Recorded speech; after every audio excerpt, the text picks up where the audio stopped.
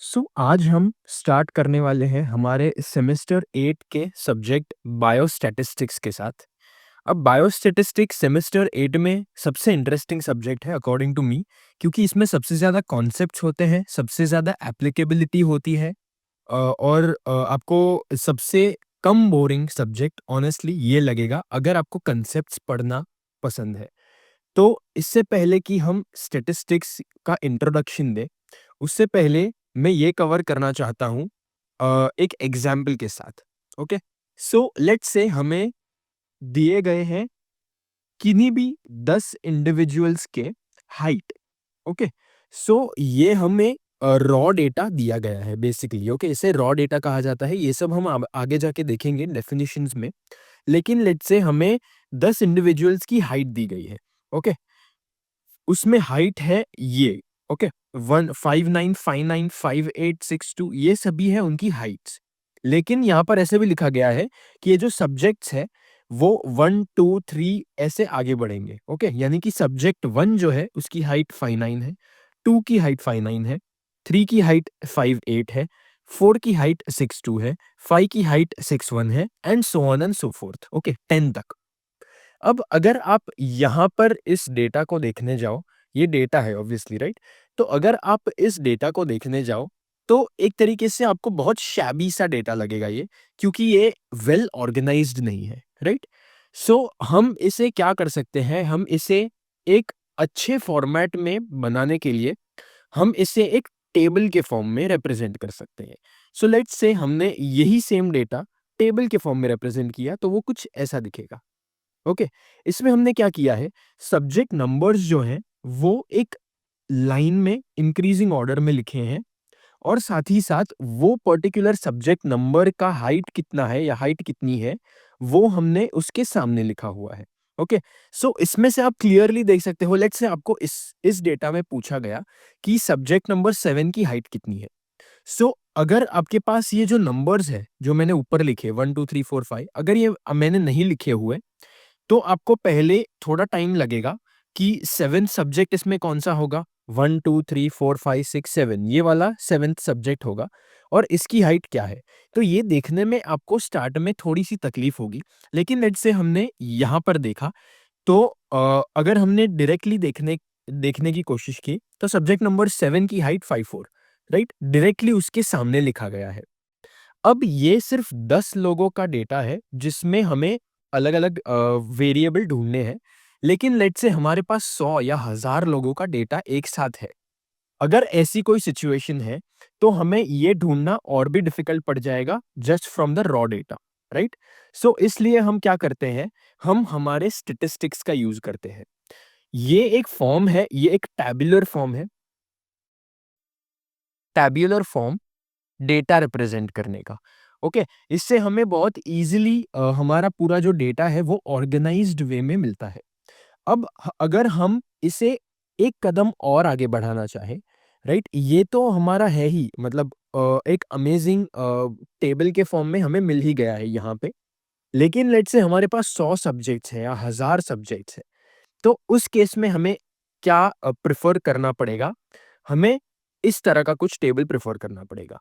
अब इसमें हमने क्या किया हुआ है, हमारे पास जो हाइट्स थी, लेट्स से 5-4 हमारी सबसे छोटी हाइट थी इसमें, right? 5-4 is the smallest height. यहाँ पर भी 5-4 सबसे छोटी हाइट है, तो हमने सबसे पहले 5-4 लिखा।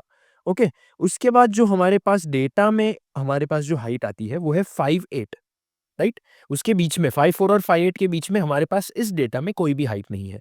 तो इसमें हम डायरेक्टली 5-8 लिखेंगे, राइट? उसके बाद हमारे पास है 6-1 और 6-2, तो वैसे हम 6-1 और 6-2 यहाँ पर लिख देंगे। ओके, अब हम क्या करेंगे, instead of enumerating all of these, यानी कि हमने जैसे यहाँ पर लिस्ट डाउन किया था, सभी सब्जेक्ट्स की हाइट कितनी है, ये हम एन्यूमरेट करने की जगह या सीक्वेंशियल ऑर्डर में लिखने की जगह हम डायरेक्टली उसकी फ्रीक्वेंसी लिखेंगे। अब फ्रीक्वेंसी क्या होती है? फ्रीक्वेंसी यानी एक वेरिएबल, ये सभी वेरिएबल्स है। ओके, ये हाइट जो है वो वेरिएबल है इस केस में।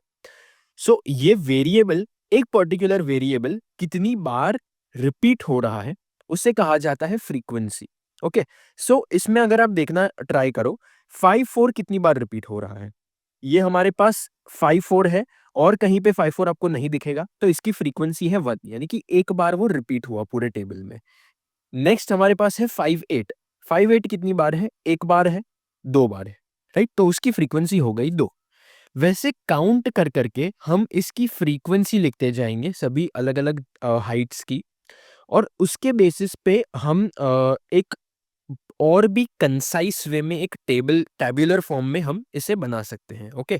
सो इसमें वेरिएबल और फ्रीक्वेंसी, ये 2 टर्म्स आते हैं इस टेबल में, और ये एक सबसे ज़्यादा कंसाइज़ वे में हमें इन्फॉर्मेशन हमारी देता है, ओके? सो ये है पूरा एग्ज़ाम्पल की स्टैटिस्टिक्स किस बारे में है। हमारे पास जो ये डेटा था, उससे बेहतर हमारे पास ये टेबल है, राइट? अब इस टेबल से भी बेटर ये टेबल है, क्योंकि हमें डायरेक्टली इसमें कितने लोग एक पर्टिकुलर हाइट के हैं वो डायरेक्टली मिल रहा है। तो हम ये भी कह सकते हैं कि सबसे ज्यादा कॉमन हाइट इन 10 इंडिविजुअल्स में से क्या है। वो कॉमन हाइट ऑब्वियसली है 3, राइट? और हम ये भी फिगर आउट कर सकते हैं कि मीन हाइट क्या है, यानी कि एवरेज हाइट क्या है इस पूरे ग्रुप में। वो भी हम फिगर आउट कर सकते हैं इसका समेशन करके। वो सब हम आगे जाके मीन, मीडियन, मोड ये सब भी में पढ़ेंगे। लेकिन ये है बेसिक्स स्टैटिस्टिक्स का। अगर हम इसका टोटल करने जाए, टोटल सभी हाइट्स का, तो या फ्रीक्वेंसी का रादर, एक 5-4 का है, 2 5-8 के हैं, 3 5-9 के हैं, ये टोटल हुआ 6। इसके आगे 2 और हैं जो 2-2 में डिवाइडेड है, 6-1 के 2, 6-2 के 2, तो टोटल 10 मिलेगा। यानी कि आपके कितने सब्जेक्ट्स थे, वो आपको यहाँ पर टोटल में मिल ही गया, राइट? अगर आपको इंडिविजुअल पर्सन की हाइट क्या है वो फिगर आउट करना है तो ये टेबल बेटर पड़ेगा। लेकिन अगर आपको एवरेज लेना है या कौन सी हाइट सबसे ज्यादा रिपीट हो रही है वो लेना है तो ये टेबल बेटर पड़ेगा।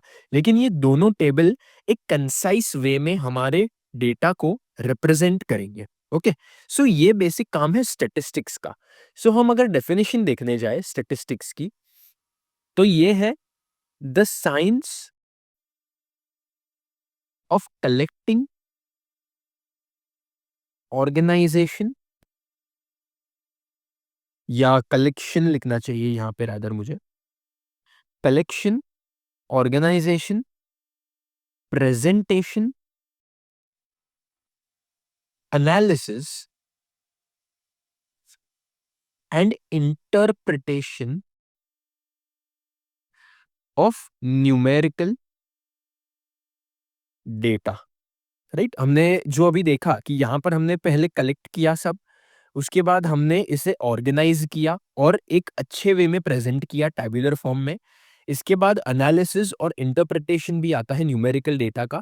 वो जो हमारे पास अलग अलग टेस्ट्स होते हैं लाइक अनोवा या analysis of variance, chi square, ये सभी जो हमारे पास अलग अलग मेथड्स है आगे जाकर, वो सब हम आगे ही डिस्कस करेंगे। अभी फिलहाल हम डिस्कस नहीं करने वाले। लेकिन ये बेसिकली हमारा काम होता है स्टैटिस्टिक्स में collection, organisation, presentation, analysis and interpretation of numerical data, यानी कि नंबर्स के फॉर्म में, राइट? 59 59 58 ये सब नंबर्स है। सो उस फॉर्म में हमें स्टैटिस्टिक्स में बेसिकली ऑर्गेनाइज करना है डेटा को, और उससे क्या इन्फ्रेंस हमें मिलता है वो फिगर आउट करना है। सो ये था स्टैटिस्टिक्स का इंट्रोडक्शन। इसके बाद हम स्टार्ट करेंगे कुछ basic terms. Thank you for watching.